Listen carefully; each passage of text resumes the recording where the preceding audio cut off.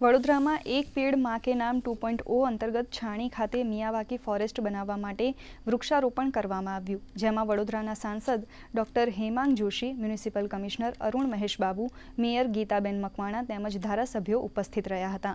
Municipal commissioner Arun Mahesh બાબુએ જણાવ્યું હતું કે પર્યાવરણની જાળવણી અને વડોદરા શહેરના ગ્રીન કવરને વધારવાના ઉદ્દેશ્ય સાથે હરિયાળી ક્રાંતિનો પ્રારંભ કરવામાં આવ્યો.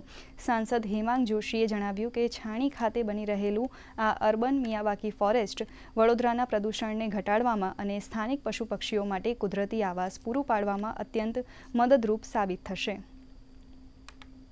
કામગીરી શરૂ કરી છે.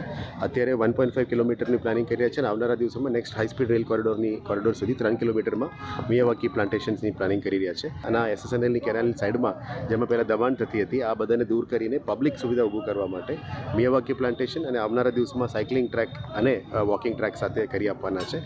તમામ લોકો અહીંયા વૃક્ષોનું વાવેતર તો કરશે, પરંતુ સાથે સાથે અર્બન ડેવલપમેન્ટ હેઠળ આ જે હાઈ સ્પીડ રેલ કોરિડોર છે એનું પણ કઈ રીતે વડોદરાની અંદર બ્યુટિફિકેશન થાય અને આ સમગ્ર વિસ્તાર એ અલગ રીતે વિકસે એ માટેનું આ એક સમગ્ર પ્રોજેક્ટ કરવામાં આવ્યો છે. વર્ષો સુધી પડી રહેલો જે કાટમાળ હતો એ હટાવીને અને સરસ એવું છાણી કેનાલ રોડ પર એક સરસ એવું આયોજન કરવામાં આવ્યું છે. એને મિયાવાકી ગાર્ડન જે મિયાવાકી પદ્ધતિથી જે એક ફોરેસ્ટ ગાર્ડન બનાવવામાં રહ્યું છે.